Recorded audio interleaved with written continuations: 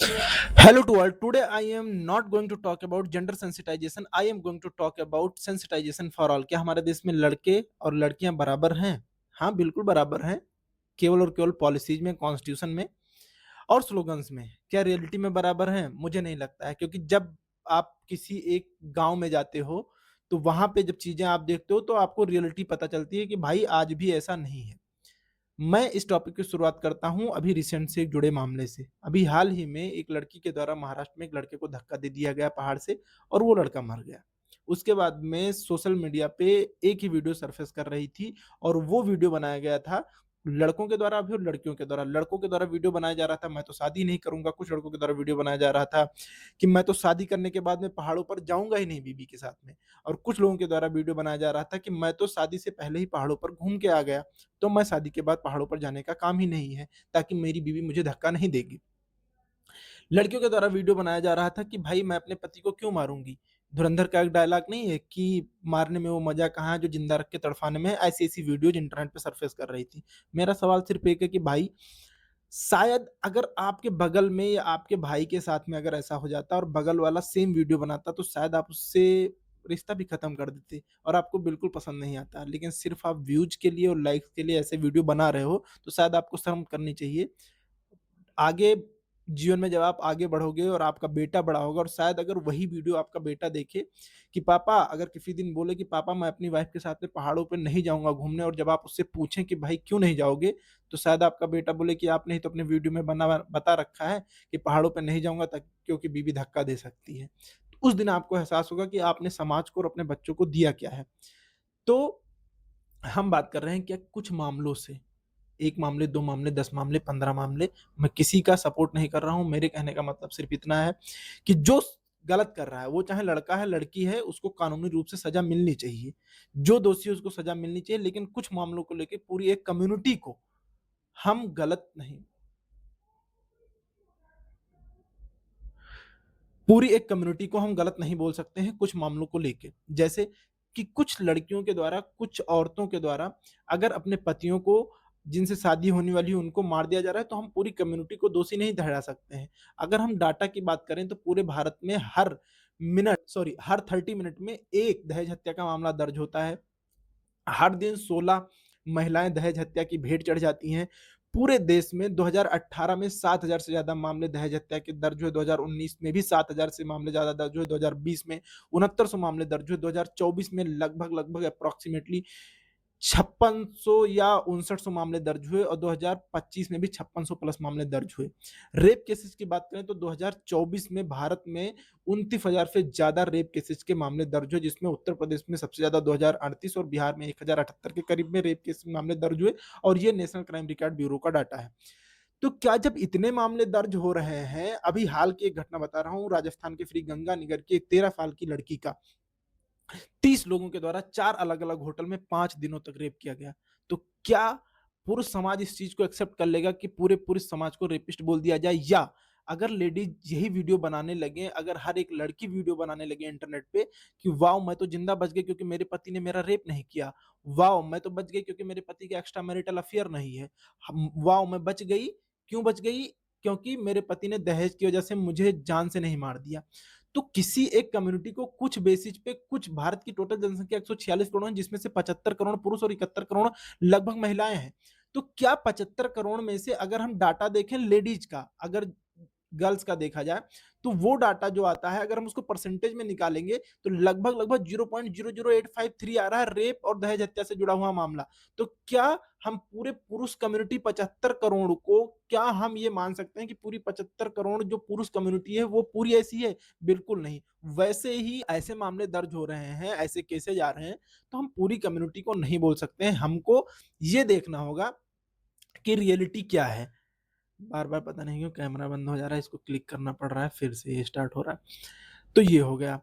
UNICEF ने जो data बताया है, यूनिसेफ के डाटा के अनुसार आज पूरी दुनिया में 370 मिलियन लड़कियां ऐसी हैं जो 18 साल की उम्र से पहले सेक्सुअल हरासमेंट और रेप का शिकार हुई हैं, और 310 मिलियन से लगभग 340 मिलियन पुरुष भी ऐसे हैं जो अपने पूरे जीवन काल में, मतलब सेक्सुअल हरासमेंट और चीजों का शिकार हुए हैं। तो ऐसा नहीं सिर्फ महिलाओं के साथ गलत हो रहा है, गलत पुरुषों के साथ भी हो रहा है।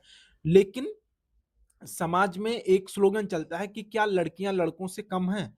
मुझे लगता है इस स्लोगन में ही जेंडर इनइक्वालिटी मुझे शो होती है कि ऐसा क्यों बोला जा रहा है कि क्या लड़कियां लड़कों से कम हैं? ना ये बोला जाना चाहिए कि क्या लड़कियां लड़कों से कम हैं, या ये भी नहीं बोल सकते क्या लड़के लड़कियों से कम हैं।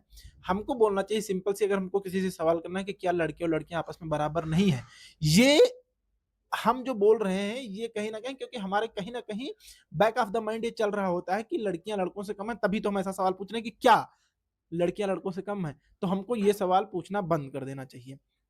हमको सवाल पूछना चाहिए क्या लड़के और लड़कियाँ बराबर नहीं हैं? समाज में ये सुधार लाने के लिए हर एक व्यक्ति के अंदर अवेयरनेस होना चाहिए। हमारे देश में पॉलिसीज़ की, रूल्स की, रेगुलेशंस की कमी नहीं है। हमारे देश में कमी है अवेयरनेस की। अब हम बात करते हैं रूल रेगुलेशन की। देश में एक थोड़ा-सा एक डाटा की बात करता हूँ कि देश में लगभग हर 3 में से रेप और दहेज हत्या से जो मामले जुड़े हैं, हर 3 में से 1 मामला पुलिस में लंबित पड़ा हुआ है। यानी लगभग अगर इसको परसेंट है तो 33% मामलों का निपटारा ही नहीं होता है। तो जैसे मुझे लगता है कि इन सब चीज़ों के लिए भी जगह-जगह पे फास्ट ट्रैक कोर्ट बनाई जाए और इन मामलों का तुरंत निस्तारण किया जाए और तुरंत इस पे सज़ा का प्रावधान किया जाए विथ प्रॉपर इन्वेस्टिगेशन। ऐसा नहीं है कि मतलब तुरंत तो तुरंत ही कर दिया जाए विदाउट प्रॉपर इन्वेस्टिगेशन किया जाए, और जो गलत कर रहे हैं उनको प्रॉपर सजा मिलनी चाहिए। अकॉर्डिंग टू कॉन्स्टिट्यूशन हमारे आर्टिकल 14 में दिया गया है कि everyone is equal before law. Article 15 में दिया गया है जेंडर, सेक्स और कास्ट के आधार पे कोई भी डिस्क्रिमिनेशन नहीं होगा। आर्टिकल 16 में दिया गया है कि भाई, आर्टिकल 16 में दिया गया है कि everyone is equal in government employment, सबको बराबर अपॉर्चुनिटी मिलेगी। आर्टिकल 21 में दिया गया है राइट टू लाइफ। तो रूल्स कॉन्स्टिट्यूशन में भी दिए गए हैं। 2013 में पॉस एक्ट बनाया गया जो महिलाओं के कार्यस्थल से उनकी यौन हिंसा से जुड़ा हुआ था। 2005 में रूल बनाया गया जिसमें ये बताया गया था कि जो घरेलू हिंसा होती है महिलाओं के साथ में, उससे संबंधित जुड़ा एक विशाखा गाइडलाइन भी है। विशाखा गाइडलाइन के बारे में आपको थोड़ी-सी कहानी बता देता हूँ कि राजस्थान में एक भौरी देवी नाम की एक लेडीज़ थीं जो कि राजस्थान सरकार में एक सामाजिक कार्यकर्ता थी। महिलाओं की से संबंधित जो सामाजिक होता है उसमें सामाजिक कार्यकर्ता थी। 1992 में उन्होंने एक बाल विवाह रोकने का प्रयास किया जिसकी वजह से वहाँ के कुछ बड़े लोगों को ये चीज़ें पसंद नहीं आईं, और जब बड़े लोगों को पसंद नहीं आए तो वो यौन हिंसा का शिकार हो गईं और निचली अदालत के द्वारा उनको न्याय नहीं मिला। फिर 1997 एक पीआईएल दायर हुई और 1997 में विशाखा गाइडलाइन आई जिसमें कुछ नियम बनाए गए कि महिलाओं के कार्यस्थल से यौन हिंसा से जुड़ा हुआ मामला था, तो उनको सुरक्षित रखने के लिए कुछ नियम बनाए गए जिसको विशाखा गाइडलाइन से नाम से जानते हैं। और बाद में 1997 में जब रूल नहीं बना था, टोटल पॉस एक्ट नहीं आया था, उससे पहले विशाखा गाइडलाइन पे काम होता था। फिर 2013 में जब पॉस एक्ट आ गया तो उसके आधार पे महिलाओं को एक आईसीसी का भी गठन किया गया था। क्रिकेट में आईसीसी इंटरनेशनल क्रिकेट काउंसिल है एक आईसीसी, उसमें भी थी जिसमें था इंटरनल कंप्लेंट्स कमेटी नाम से थे कि जिसमें जो संस्था में जो काम कर रहे हैं और 1-2 मतलब अलग से भी होते थे, सदस्य बनाए जाते थे। मुझे एग्ज़ैक्टली याद नहीं, उसमें 6 या 7 सदस्यों का एक टीम होती थी जिसमें ये चीज़ों का निस्तारण किया जाता था। पॉस एक्ट आने से पहले 2013 में पॉस एक्ट आ गया तो वो सारी बातें खत्म हो गई। तो क्या हमारे देश में चीज़ें इस तरीके से चल रही हैं कि एक कम्युनिटी में अगर हमको एक भी केस मिलता है तो पूरी कम्युनिटी को हम खराब बोलते हैं, और अगर हम सोशल मीडिया का यूज़ कर रहे हैं तो क्यों ना हम सोशल मीडिया का सही उपयोग करें। हम लोगों को अवेयर करें कि भाई सच्चाई क्या है। किसी का भी सपोर्ट नहीं कर रहे हैं। अगर लड़का गलत कर रहा है तो उसको भी सज़ा मिलनी चाहिए, लड़की गलत कर रही है तो उसको भी सज़ा मिलनी चाहिए। बस हमको एक ही चीज़ नहीं करनी, और वो है कुछ मामलों में पूरी कम्युनिटी को ज़िम्मेदार ठहराया जाना सही नहीं है। क्योंकि अगर सारे गलत हैं, अब आप जो श्रीगंगानगर में मामला जो हुआ जिसमें 30 लोगों के द्वारा रेप किया गया, आप एक केस पे इतना वीडियो अगर इंटरनेट पे सरफेस कर सकता है तो 30 लोगों के द्वारा तो सारे पुरुषों को रेपिस्ट तो नहीं बोला जा सकता है ना। तो वैसे अगर सारे पुरुषों को रेपिस्ट नहीं तो सारी महिलाओं को कैसे बोला जा सकता है? तो लोगों को सच समझना चाहिए, लोगों को सही शिक्षा देनी चाहिए कि भविष्य में आके आपका बेटा, आपका जानने वाला अगर आपको देखे, तो वो भी समझे कि आपने न्यूट्रल वेन्यू पे जाके न्यूट्रल चीज़ें बताई हैं, ना कि किसी का पक्ष लेके किसी का मज़ाक उड़ाया आपने। अब मुझे लगता है कि ये मज़ाक उड़ाना ही हुआ, किसी की मौत का मज़ाक उड़ाना, ये पहाड़ों पे जो मैंने आपको पहले ही बताई, ये मज़ाक उड़ाना ही हुआ। और मुझे लगता है these are the one of the most idiot person of this society जो इतना गंद फैला रहे हैं। तो इस चीज़ को रोकना होगा। हमको समझना होगा। हमको क्या समझना होगा, हमने पिछली वीडियो में बताया था ये चीज़ कि सिर्फ़ पॉलिसीज़ बना देने से कुछ नहीं होने वाला है भाई।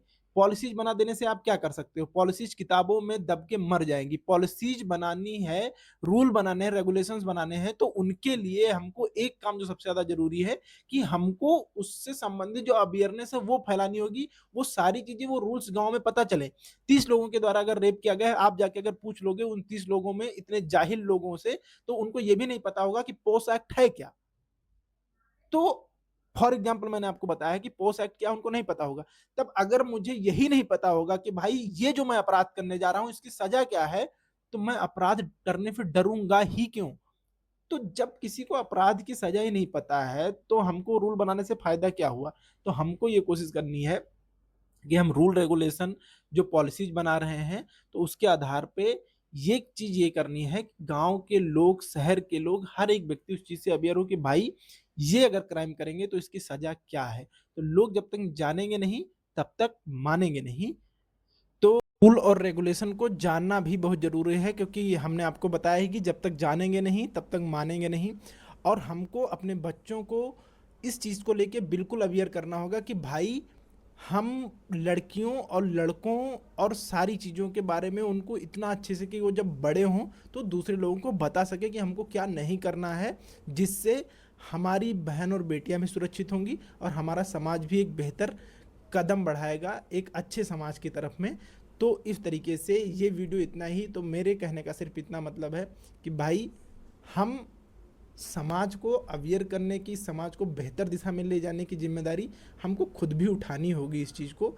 हम जब तक खुद को अवेयर नहीं करेंगे, लोगों को अवेयर नहीं करेंगे, सिर्फ पॉलिसीज़ बनाने से समाज नहीं सुधरने वाला है, घटनाएँ नहीं रुकने वाली हैं।